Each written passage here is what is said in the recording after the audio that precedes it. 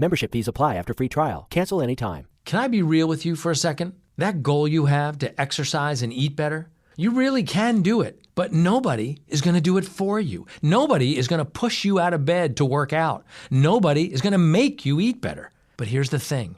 Nobody has to, because you can do it if you have the right tools and a community that cares about helping you get results. And that's us, Beachbody. 2.5 million people, each doing the Beachbody program that fits our own goals. Over 80 to choose from, some that take just 20 minutes a day. Nutrition plans that teach you how to eat healthy and still enjoy food. What we all have in common is we know it's not easy, so we help each other. It's as convenient as your TV or laptop, but you need to decide that you're worth it. That's why I'm inviting you to try our amazing Beachbody fitness and nutrition programs. Let us help you succeed. Here's how. Go to beachbody.com to claim your free membership and start feeling great. Pops in a pod. Pops in a pod. Hey everyone, welcome to Pops in a Pod. I'm Peter Pop. And I'm Nadir Pop. You know, Nadir, over the last 3 years that we've been doing Pops in a Pod, we've had a variety of guests, right? I mean, like, one of the series we used to do quite regularly was the entrepreneur parents. Yeah, and I used to always look forward to meeting these very enterprising people. And the first of the lot, and I still remember, and I don't think I'll ever forget, are these two very, very accomplished, very established entrepreneurs and obviously parents. Today, I think everyone sort of knows them because they were the ones who started Slurrp Farm. Yeah, I think this was like early in the pandemic. I remember we spoke to them about their journey, and I think like our kids were like really young, but I think somehow I think our wives had kind of picked up the products for our kids, and we were talking to them, and they were quite excited that it wasn't that just we were people who were talking to them, but we were actual consumers also. And yeah, since then, when I was just thinking about it, in the last 2 years, the brand has really grown. I mean, earlier this year, they got funding. They've got from Anushka Sharma. She's their brand ambassador also. But I think it's great to just kind of revisit this episode because some of the things that they said still stand true, right? I don't think like any of that has really changed with them. The brand has grown. And I think one of the things I take off from this conversation that, when you build a brand on strong foundations, there's only upwards, right? 100%. And this is our throwback episode with the founders of Slurrp Farm, Meghana and Shauravi. I hope you guys enjoy it. Hi Meghana, hi Shauravi. Thank you so much for coming on Pops in a Pod. First up, how are you guys doing? Super, really excited. Yeah, happy to be here. So one of the things that, fascinated both Nadir and me while we were reading, about you on your website was you all come from such diverse backgrounds. But how did both of you meet? I mean, was it your university education or otherwise? We have a very dear friend in common who is my best friend's brother and Meghna's colleague from McKinsey who called me up one night when I was in London and said, there's this amazing girl, Meghana. She's having a party in her house and you must go. And, oh, your college essay, I'll write that tonight, but you must go for this party. So I was like, are you sure? I don't even know this person. How do I just land up at their house? He's like, no, you'll really get along. I'm half South Indian. So he's like, she's also South Indian, so you'll get along. I was like, okay. And he was right. He was absolutely right. So we had a great Diwali party, and then the next few years we threw Diwali parties together. But it was just that. It was someone really thinking, I don't know, like awesome and bless him. But yeah, I mean, tell us, how did it go then from, Diwali parties to, starting a business together? Was that something you all both saw in common with each other? What was the catalyst? I mean, other than the person when you drink some wine, then babies follow. And Not We really. had the truth is we had always talked about doing things together, and they did normally start over several bottles of very nice red wine, and there was one time that we decided to to start a, we cannot mention it on any sort of uh, sort of public platform, but a portal, I guess a business that I was very, very quickly informed the next morning by my lawyer brother-in-law that that would be illegal to do to do in India. but the idea of doing something together, I'm very sorry. The idea of doing something together was very much on the cards. And basically, about 5 years ago, Shauravi called and asked me if the McKinsey thing was for life. And I said, no, let's talk. And that's how, it sort of started. I'd say a more formal, less drunk discussion.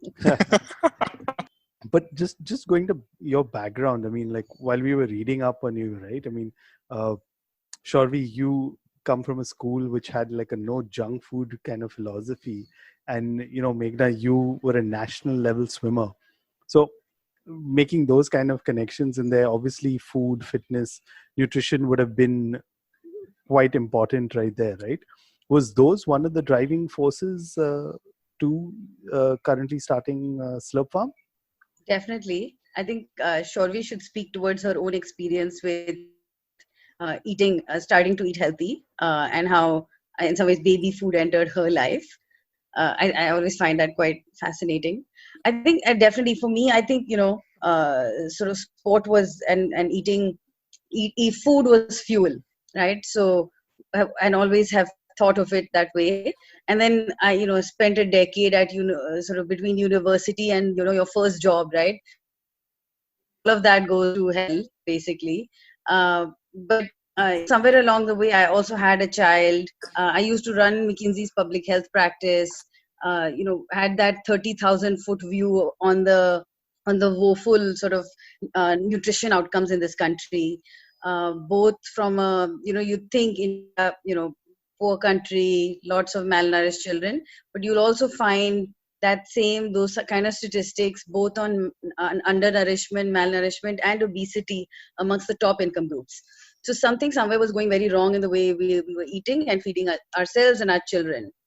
And I think all that becomes real when you have your own child, and when as a working mother, going back, I went back to work when she was 3 months old, and I took her everywhere because was breastfeeding and so on and so forth. But when you go into the grocery supermarket to look for products to buy, there was nothing that anybody should eat. Forget a child.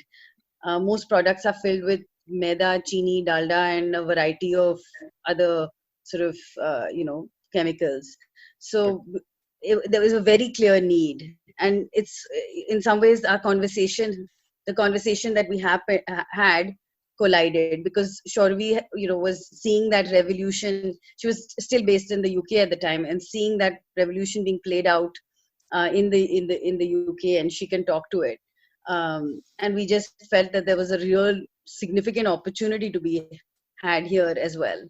Shauravi, what's your take on this? Yeah, exactly. So firstly, definitely the school part is a big part of it, right? Because I went to Sardar Patel in New Delhi, and as a school, right, we had no junk food in the school, but we were not allowed like any aerated drinks. So there was, I don't know, simpler times. So your access to eating good food was a given, right? And even at home, like my mom is a fantastic cook. And by fantastic, I mean like really looking at what we were talking about a little earlier, seasonal diversity of food, eating different grains, eating different vegetables in the season that they're eaten in. Then you go to college and you start working after, right? And all of that goes out of the window in your sort of 20s. And if you actually look at it, it means that somewhere our food heritage is not instilled in our kids. You eat great food, but you don't discuss why you eat food or you eat in season with your children. And while I was working, had a And I was a very skinny kid for most of my life. And suddenly all that weight gain started and I started falling sick. And when I looked into it, it was very diet related. And so when I started trying to avoid eating certain things, I landed in the baby food aisle. And it started with me actually buying food for my goddaughter. Then when I read the label, I was like, this is great. I should be eating it. And it was, it started with these baby food pouches. And I used to eat them for breakfast because they had like oats in it and mango in it, but didn't have any sugar. They were a great way to eat breakfast on the go. And we actually wanted to bring a product that was those pouch purees to India to start with. And then as we did more research, we realized India is not actually the right market for a product like that because we cook fresh for our kids. Like the people who would afford a product like that or buy it, cook fresh food. And it started like a really nice journey for Meghna and me, where we started to really research our own grains and diversity. And so we didn't, I would say, intend to start a company that brought millets back. It happened, and it was such a part of our own childhood eating. When I had a baby, I realized, oh my God, why is this not more easily available? My Ajji, like my mom's mother, has a lovely lady who used to work in her house who got me the sprouted ragi. And I remember then Meghna had a recipe and her grandmother had a recipe, which was the first Slurrp Farm cereal. And we started really thinking hard about like, why are we recreating the wheel? And why is what is available on a shelf not as good as what I would make at home? Why can't that be the case? Given, and even now people will come and say, oh, it's packaged food. But I'm like, you're buying ragi and oats elsewhere also. We are selling you the same thing. So that was definitely one part of it. And the other is that, children, if they start to eat healthy in the early ages, so they don't get used to this high salt, high fat, high sugar diet, you maintain that palate through the rest of your life. Yeah, what that's happens, true. and it's probably happened to you guys, you have young kids, right? Yeah. We are freaked out by this, oh my God, the child is not, you want like big fat babies and our babies are not. And so then you go to the doctor and then they feed you this concoction which normally has maida and maltodextrin and sugar. And you're giving your child that to help them gain weight, but you're actually killing their ability to ever appreciate what real food tastes like. So it's a bit of distress as a parent at that, because actually what your kid needs is to be breastfed for really long and then to start eating real food and good food. Correct. And we wanted to be two moms who really, and we're two mothers and a brother, and Umang is the third brother, who really, really just bring the ability to eat what you eat in your house on the shelf. I mean, I completely understand where you're talking about the ragi thing. My grandmom, my grandmom's Goan, right? So in Goa, they had like a traditional ragi thing, it was a porridge made out of ragi with Goa jaggery. And I completely understand. Yeah, I know. I can still taste it in my mouth right now. I shouldn't have mentioned it. But it's exactly like you said, right? And it's one of those things. So imagine like my grandmother, my son's great grandmother, and we're kind of following the same thing and we're giving him that also. So it's one of those things passing on like, tradition, those recipes and things like that. So that's really nice. So, Shauravi, you mentioned, millets, and we were also quite fascinated to know that the whole aspect of gravitating towards millet-based products and ragi and all of that we spoke about, and how it came from, our family members. When you guys started the business, did you all think of getting a food technologist on board or a food scientist on board to kind of understand the food, the components, the nutrient components that a child probably needs? What was the kind of research that went behind? Because I'm assuming you wanted to come up with a food that you could feed your child as well, and not just, other people's children. That is exactly, I'm assuming that was the thinking behind coming up with multiple products under Slurrp Farm. Meghna, I would like to know your views, please. You went to CFTRI, you should start from there. Yeah. So I think you're absolutely right? We have no food background as such other than eating it. Not a food technologist, not a nutritionist, not a pediatrician. So, we, like Shauravi says, we started our journey with a 89-year-old at CFTRI. food technologist, and it really helped us. I think that's where sort of the Ragi spark maybe came, because CFTRI is based in Mysore, and they have done a lot of work with traditional grains. That's the Central Food Technology Research Institute of India, which Okay. at its time used to be where all of the food research or sort of food technologists of India would come from at a point in time. Now there are many other institutions now. Yeah. Interesting. And had a lot of conversations there with various food technologists, people doing research, in food and so on. And I think what that gave us was a good starting point, right? And also, I will never forget the words of Dr. Paripa, who said, what MTR liberated the Indian housewife, because I don't know if you know how an idli mix is made. The original traditional idli mix is made with a big 2 grinding stones basically, and you grind and grind and grind the dal and the rice together, and it's a really labor intensive process. Sure.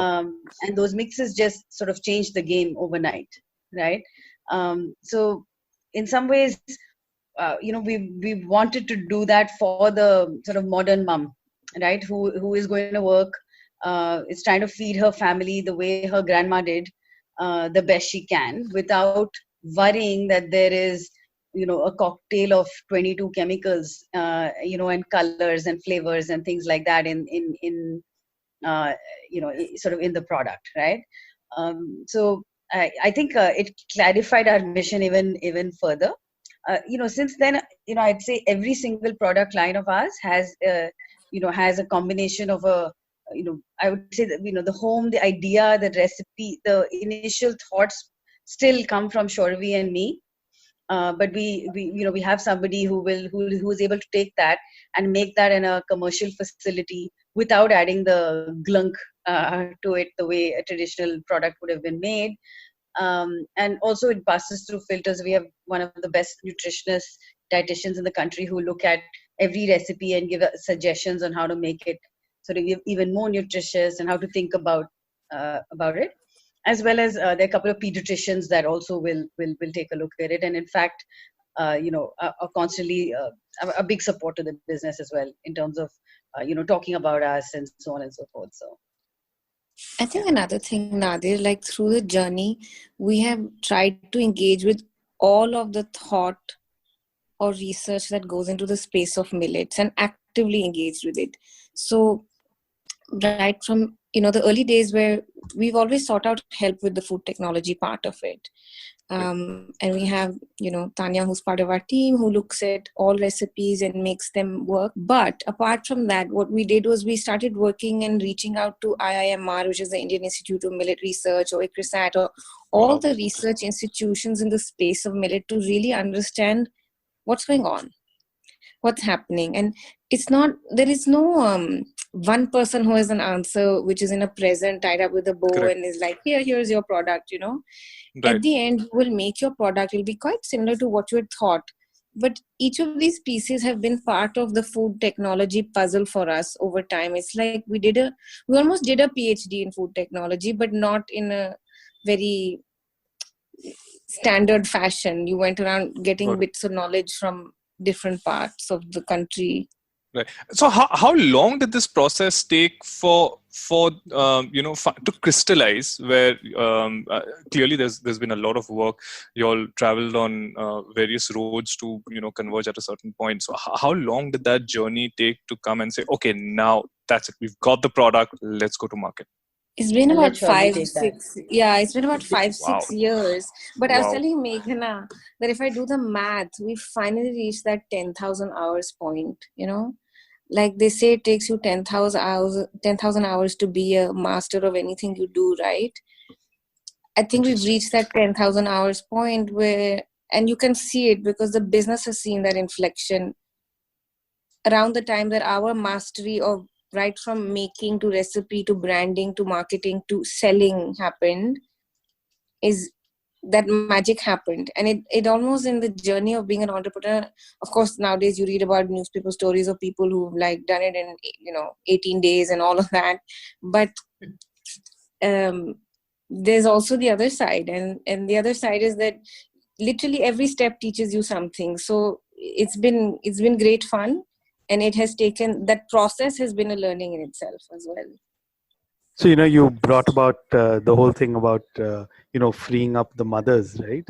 I think as Pops in a Pod, Nader and I can agree, you'll have also freed up the dads, because the products you'll make are so easy that Nader and I can also, with our limited culinary skills, can end up cooking something and getting our kids to say that, hey, great job, or get them to eat, right, Nader? That sometimes is the challenge. Yeah, absolutely. I made the pancake today in the morning. Good. Absolutely. In fact, quite recently we got told off by a couple of fathers, because all of our communication sort of caters to a mum, right? And they're what's up with that? Because I do the morning meal. So we have now changed our communication to include dads as well. No, so I'm so glad. I was really happy. No, I'm so glad you brought that up, because as people playing multiple roles, so as a parent, as a producer, generally as a professional also, whatever communication that we see, which is regarding parenting or kids, it's as if the dad just doesn't exist, right? And I was like, why would they not talk to me about it? I'm very much involved in this process, but then I get it, and Peter and I have to keep reminding each other, remember, 90% is always moms. That's what we thought of when we came up with the podcast. I was like, yeah, you have a point, but at some point I'm feeling offended that I'm not a part of this journey and I don't like it, right? So I get it. I understand why would you do that, but fair point. We're happy that it's changing, because it's changed in our own homes, right? And our own husbands forget, they're not just cooking, they're doing everything. And so I actually it came from a point of not wanting to assume that your reality is everybody's reality, but it's great. And it's really, really nice, because I would say it's not even a 5%, 10% number sometimes. And maybe because of the I would say profile of buyers so far for us. It could be a function of that, but it's really nice to see lots of dads fairly involved. I won't say very involved just yet. No, absolutely. I think it's a growing trend. It's sad that we have to resort to the term trend, because it's supposed to be something that needs to be done together. But the fact that you've brought up family support, we want to understand what was the kind of family support that you guys got, because you all were in this beautiful power suit job, and then you all decided to become entrepreneurs, and this journey now that you've mentioned, 5-6 years, apart from the fact getting support from each other, what is the kind of family support that you guys got? Shauravi, why don't you tell us? It's immense. I can't even start to count it. We're 3 founders, so Meghna, me and Umang. That's 12 sets of grandparents, okay? Wow. Sorry, not 12 sets, but 12 grandparents between the 3 of us, of our 5 kids. So that's 12 very, very involved and extremely helpful parents, right? To start with. Then we have our siblings, husband siblings, wife siblings, every single person. I would say even of all of the Slurrp Farm family or our team, I'm always sometimes I get teary-eyed about it, but their parents and siblings and cousins, I've gone for events where I can't tell you. So it's very much a family effort. And, as much as we have many women in our company, right? And you really see the power of how many families are supporting each of those women, us included. That's fantastic. And I can say this for I would say our top leadership team is female, and each of them has rock star support. And you need that. It takes that, right? It does really take a village. We all have very young kids. There are quite a few parents also at Slurrp Farm. And we couldn't do it without any of that. Yeah, I mean, it's great that you're mentioning that. And, Nadir and I have also multiple times in the podcast talk about, how important being part of our in-laws and our parents have been in our journeys. But, as entrepreneurs, it's tough, right? I mean, maintaining a work-life balance. And there's, like, my wife and I sometimes discuss about, she uses the term mom guilt. Do you guys face that, and how do you all kind of deal with that, right, Meghna? So I think this to me, to be honest, it's not work-life balance, right? It is Slurrp Farm is a passion project, and it's just that, and everybody gets it. From my 7-year-old to the nanny that runs our life, to my neighbors who are currently testing our next set of products, and this is the decade that we're going to build this baby, right? Of course, we take a few days off now and then, but we don't. I don't think. I don't think we see this as some work-life balance. And there's no neat little compartments that we have been able to achieve, so far. I don't know if that will change in the future, but it's not. Both of us had big jobs before this, which were very sort of, in the eyes of the world, extremely, stressful and so on and so forth. But I had my Sundays off, and most of Saturday too. I don't have that anymore, right? Because there's some thought that will come from somewhere that, it's there. It's every single day. And the good part is that it is something that we're both very excited about. And to be honest, it's also, I really love Shauravi. I really like working with her, and we laugh a lot. We fight also, but it's always, it's a very nice, whatever. We're on a long ass trip together, right? So, oh my God, she's crying. So I was going to turn off the video, but she's so bad. I have a very, what do you call it? A tear duct, which is extremely reactive. I've actually Googled this because she laughs at me. There's so many meetings that tear up, and it happens really like in the course of speaking. And she'll always embarrass me by pointing it out. Like, oh my God, there she is. Okay, I want to say nice things about you. But broadly, this is our new life, right? This is our family now. So, like, her husband is like very much part of my life. My husband is we're all part of this whole little palaver together. So, and you got to do this with people that you really like. So that's why it works, I think. No, that's really sweet. I'm married to the same person twice. They both, my current husband and my business husband, both irritate me in the exact same way.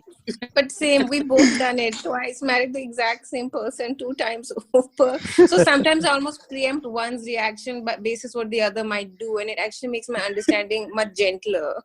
That's so sweet. I don't think we need Seema auntie here at all. I mean, I think I see a new business happening right here. Right. This is the start of a new business. Season 2 is coming right up. But it's very sweet. The bond that you guys have, because it's a start of a bond that even Peter and I kind of we also understand where we are going and how we are taking our venture. So we totally get that. But somewhere down the line we feel that the social life also gets affected. Being an entrepreneur, you guys are running such a huge company. What social life? I just want to put it out there. What social life? Sorry. Thanks for clarifying that. Luckily, COVID has given us now a really good excuse to not have one. Sorry, since you picked it up. Our starting point was very different. Shauravi and I both were incredibly social people. Right. I became friends with her because she had always the best tickets to the best shows, the best seats. Nice. I was like, I want in on that. No. It makes me sound like some dealer. I was just that person who would be like, literally, but if like, who was it? It was Zakir Hussain was coming to play in London, and I was like, when I saw the tickets, I just on a whim bought 20 of the first row tickets, saying I'll find someone. So then I wrote to all my friends saying, I have these 20 tickets. Whoever wants, tell me quickly. because we'll be able to see him from like there, no? It'll be so amazing. So she was like, you just bought them without even thinking. I was like, but of course there'll be 20 people who'll want the first row ticket.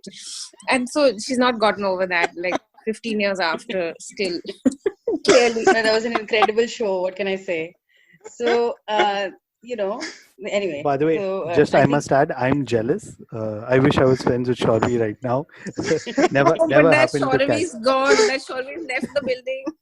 Correct. I was just going to say, so that Shauravi has left the building, and that Meghna, who used to go for the show, has also left the building. So, we have to bring them back because we were very fun people then. So we are less fun now.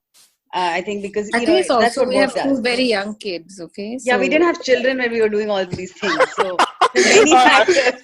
I like how Meghna. Oh yeah. We had kids. Oh yeah. I forgot about the kid. So wait, throw my child under the bus for this one. So you'll have never taken your kids for any concerts and stuff?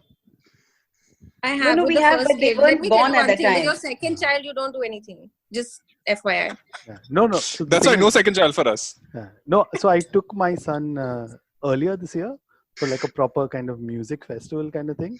And there was like, of course, because there were multiple stages and there was some like more harder rock, heavier rock acts. But there was one band that went on that did like music which had djembes and stuff. And he was dancing, like he enjoyed the groove. So I'm like, yeah, okay, I know I'm kind of going to pick out those kind of things. But my son, again, I guess it comes because of the family that has musical roots and things like that. And from both sides, my wife and mine. So, yeah. What fun. Do you play an instrument? Unfortunately, no. So my wife and I are those anomalies in our families that while we have the roots, don't play any instruments at all. Okay, maybe we'll skip a generation. Just work on your child. Yeah, I hope so. But yeah, so, talking about, you all brought up the pandemic and something while I was reading up on both of you, I came across an article where you all were talking about, trying out recipes with your kids during the pandemic. I mean, I think this is the start of the lockdown and you all were putting together a recipe book. So when can we see that? So Meghna will talk about that. She's testing the recipes on everybody. Oh, wow. Meghna? Yeah, so we're basically testing out a couple of cake and muffin mixes. Basically, we also were part of the banana bread revolution that hit the country. Oh, yeah. Actually, the world. So, along with pot stickers and momos and baking bread. Correct. So we're again trying to do sort of wheat gluten-free versions of basically a healthier banana bread, chocolate cake, red velvet, berry muffins. There's a whole slew of them coming out. So friends and family are right now eating vast quantities of cake, making and eating and testing vast quantities of cake as we speak. So this then becomes a part of your R&D, where in the future we'll obviously see these products coming out, because you already have a lineup of pancake mixes and cookies and dosas and cereals. So this is next in line sort of thing. Yeah. So actually, Nadir, because of the ages our kids are also at, like Meghna's daughter bakes a lot. My son always wants to eat something in the afternoon, right? Like brownie, chahiye, cake. So and we realize, okay, there's like this again in that afternoon time gap. This is what kids do. Let's make it better. Let's make it no refined flour, no refined sugar, and take the guilt out of the association with a nice happy moment. Sweet. So then that must also be, as Meghna was describing, that you all do so many, official, unofficial tests because there are neighbors and family members involved in this. So does that also then take the process of, whatever your lab tests and your government tests and all of that before obviously going to market? This is actually a friend who's made the recipes, Ruchira, and she's batch tested them out, and that's what Meghna's. So what we're talking about is not the lab. That lab test is a different process. This is basically people testing for, when I bake it in my own home, in my own kitchen, using kind of what the instructions are, because people don't really follow exactly the instructions. Does a cake happen, or does it fall flat? What happens? Does it taste nice? Is it soft? Is it all of that? So they were testing for does the process of does it hold? Does a yummy cake come out at the end of it? Same, right? When you sort of it, does the proportions work broadly? And is it a good product that I want to eat again at the end of this? So this is the more fun part of testing, if you will. Yeah, you guys should definitely like open source it kind of thing. Get people to use your products and add their own variations and stuff. I'm a huge fan of that. Idea. I mean, it's a great idea. Yeah, I mean, I'm not going to name make brands. our recipes better, basically. Yeah. I mean, that's a fun. I didn't know anyone who does that in India. That's so nice. I mean, the biggest noodle brand in India kind of does that, right? That was one of the campaigns they ran. Acha, like that. Acha, apni cheezein डालें. Khud karo. I thought you were saying open source the recipe and then we like make our recipe better. Oh no. That I don't think. That's also a good idea. Or where you take a certain brand of cookie and put it in anything. Like anything. Yeah. So, one of the things actually I was reading, and again, as the dads who go buy the groceries and stuff, you notice, all these terms: no sugar, organic, zero fat. And of course, you're gravitating towards, the packages which have all of that, right? And, so one of the insights I got was, this is something that attracts first-time customers. But, people who repeatedly buy are driven by taste. And now considering, millets and again, kids, I hate using the term, but kids these days are not used to eating things like that, right? I mean, a lot of parents themselves are not used to eating. So do you all face a challenge similar to that? And how do you all deal with it? Shauravi? So we have a rule. If the product doesn't taste yummy, we don't even let it hit a shelf. And obviously with the exception of food for cereal and porridges for very young kids, and even those taste really nice. We don't put it out there because what happens, and it's exactly what you said, someone will buy the really super healthy alternative one time, it'll sit on the shelf, it'll never get eaten, and then even you won't eat it on a diet day. Forget your kid. So there's no point trying to be the gold A++ star which no one buys. And in all of our lives, right, when we're trying to eat healthy, balance is really important, I think. So the only poison is excess. So we don't make no sugar products because very few people I know actually eat a no sugar diet, right? And to be honest, we tried that in the start. So we made a cookie with the apple puree. That was the first Slurrp Farm cookie. My grandmother was like, it's too expensive. I'm not paying $200 for your cookie. Then there was no apple puree in the summer months, only in the winter months. So we had a sourcing issue. And we learned. And nobody wanted to eat it the second time. Really? Most importantly. Wow. Yeah. But it was 200 rupees for the same size of cookies we now sell. And it was made with ghee and apple puree. So that was like, we burnt our hands once in the first month and never did it again. Sure. Because there's no point being that. You are not going to be eating, if you want to eat sort of cucumber, then you should eat cucumber. And for all other occasions, your food has to be tasty and you have to stay, being healthy doesn't mean demonizing any food group or any one thing. It means eating the best possible quality of that ingredient and eating it in the right amount, not overeating it. So you don't eat too much fat or too much sugar or too much of one kind of carb. And that's really our ethos. So it's interesting that you brought that up, that the taste becomes such an important component, but again the whole health factor and that I mean it's a mix that there'll always be a challenge. And nowadays we see this whole fad of so many other nutrition first brands kind of but healthy doesn't have to be yucky. True. No, I completely agree. My question was on the other side, which is, do you see parents evolving? Because y'all are a complete parent brand, obviously, with the kids being in focus. Do you see parents evolving? That, yes, okay, health, I understand. They've managed to get the taste also in there because we spoke about the generational gap, right? Do you see that evolvement happening, with parents these days? Do you see a generational shift? So I'll speak for Meghna and me, and she should jump in if she doesn't agree. Meghna feels people are not evolving fast enough. Oh. I'm more hopeful, maybe more of an optimist, and she's the realist in the picture and in the room. But I feel like we have too many people in India who have diabetes and hypertension and are patients, and the tide has got to change. So Right. as a brand, we will not stand for making junk, and we will not stand for taking the easier path, and Of course. and the tide will turn, because the health outcomes will lead us there. We are currently in the food industry creating patients for the healthcare industry. That's got to stop. Really, it's got to stop. Yeah. No, it's not acceptable. We have the highest sugar intake in the world, so it's kind of We're a sad. gulab jamun eating nation. Seriously, I don't think there's anything sweeter in the world than that. It's pure sugar. Petha and gulab jamun, right? I feel like this is a way of concentrating sugar that even sugar is shocked. And but give it I don't think everything. that people are now starting to understand the impact of addiction, right? And it is an addiction.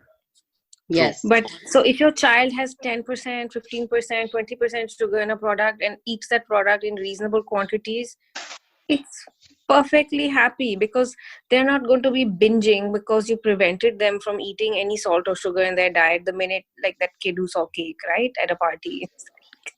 I must say that I did that to my first kid a bit, huh? Yeah. So I've learned the hard way. Really, my friend once was like, oh my God, Roshan has eaten 7 Ferrero Rochers at my house. So I was like, I better evaluate what I'm doing. He was 2 years old. So you live and learn also. Yeah. No, precisely. And I think we also have been in that situation where no chocolates, no this, no that. But then after to what point? Like, I remember my office colleagues were like, "Thoda jeene de yaar, usko give her a chocolate, do this." And I said, yeah, I get it. Like, she will get her opportunities, she will get her chances. But now we kind of understand. And she's 22. Yeah. You have to ask Meghna her opinion about this off camera. It's hilarious. No, I mean, I agree to a certain extent, but then what happens is, you talk that says, hey, look at us, we ate all of this. But then, coming back to what we said earlier, right? I mean, both of you talked about your backgrounds. There's a reason why you all started this company and why you all knew, because you became more aware, and you see the changing trend, right? I mean, one of the things my grandmom always tells me, and I keep bringing her back, is that food doesn't taste the same way that like it used to, right? I mean, you have so many more pesticides and whatnot that goes into it. So essentially, the simple vegetables that we used to eat are no longer the same, right? All right. I mean, I think in general. So we launched a no sugar baby cereal, okay, and that product does really well. I think especially in the really young child segment, people have begun to. That tide has definitely turned a bit faster, right? I think right now, still in the moment, and also just from a nutrition sort of wearing that hat for exactly 2 seconds. The real magic of a child's life is sort of pre-5 or even before, right?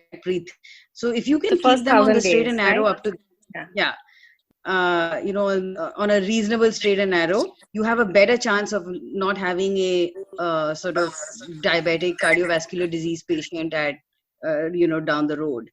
And that's what shift, right? We're not saying, I mean, we're not trying to turn the country into a ragi eating monk, but just a bit of balance, right?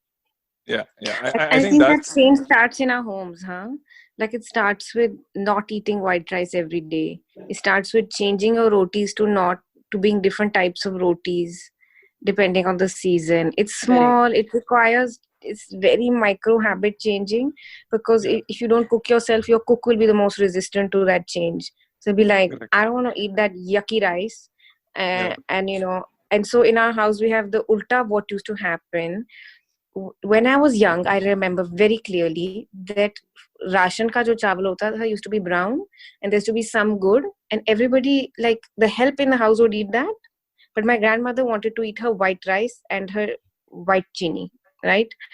And what has happened today is the ulta of that. So everybody in my house, the cook wants to eat the white rice and the white chini because that is considered like being better somehow, and we are like eating all things brown. And so it's weird things. Food has a connotation of economic status as well in India, and we cannot be we have to be cognizant of it and work with it and work at changing at a very grassroots level. And the second thing I wanted to say on this context, right, in countries where the state provides healthcare, there's sugar tax. So it will happen, and we have to be very cautious of not demonizing ingredients, because 10 years ago people were saying don't eat bread, then 5 years ago people were saying don't eat coconut oil or ghee, so people follow fads, but Right. the reality is to stay balanced, stay in the middle, and eat balanced diets and eat good quality ingredients of all food groups and not demonize them. No, absolutely. I think that's so well put, what you spoke about balance, because this is something that always comes up in our conversations with multiple guests, and even when Peter and I talk about, and not just food, about like everything else. And I think the way you guys have sort of summarized that, it brings to the forth the how we kind of see things going in the future. And coming to the future, where do you see Slurrp Farm going? Do you guys are coveting that award, quote unquote, mompreneur award? Shauravi, I can see your eyes right now. I would love to understand your understanding on this. Oh no, you didn't, Nadir. Oh no, you didn't. I had to. That's what I said, quote unquote, right? Listen, if Are you both dadpreneurs? What is that? What's dadpreneur? Come on, it's entrepreneur. God, but it's funny you're saying that, right? I mean, we were just talking the other day about just like equal parenting and equal roles, and it's all, and unfortunately it's all across business, right? So, but sure, please go ahead. I know both of you have strong opinions on this, so please go ahead. I just, that term, right? Like your job doesn't have anything to do with your gender or your gender of parenting more specifically. We're very ambitious, but somehow like the mompreneur term has always made me a bit allergic. It's not that I don't embrace the motherhood of, the sisterhood of mothers or any of that. It's just, it feels, I don't know, you walk into a room, and Meghna put it very nicely. She's like, through school and college, you guys have young kids, everybody competes equally in a class. And then suddenly you reach the working world and you're like, can I play in the same room? Like, What is that? Why do I have to even ask that? Because in school, we played sport together. First, second, third, you don't have a girls category and a boy category. So what is that? And why does it happen? And Meghna, mostly we you beat been the boys. Absolutely. I think that's what irritates us a little bit more. We just came first. We don't understand. What is the problem? This is the national level swimmer speaking. Please let her speak for herself, not me. Exactly. She came like first all through, by the way. So I don't know what she's complaining about. I mean, both of y'all have done tremendously well from an academic standpoint, and other extracurricular activities. And then suddenly, I'm so glad you brought this up. The real world is so different. But again, there is an evolution clearly, happening, and I hope it changes rapidly, and it's not something that will take years and years for it to come by, because that's something that we are really hoping it happen. This is one thing we wanted to change overnight.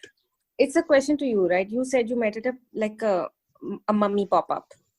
Yes. And I've noticed that my husband, no. especially, feels great jealousy. He feels great. You went to a mummy pop-up, sorry.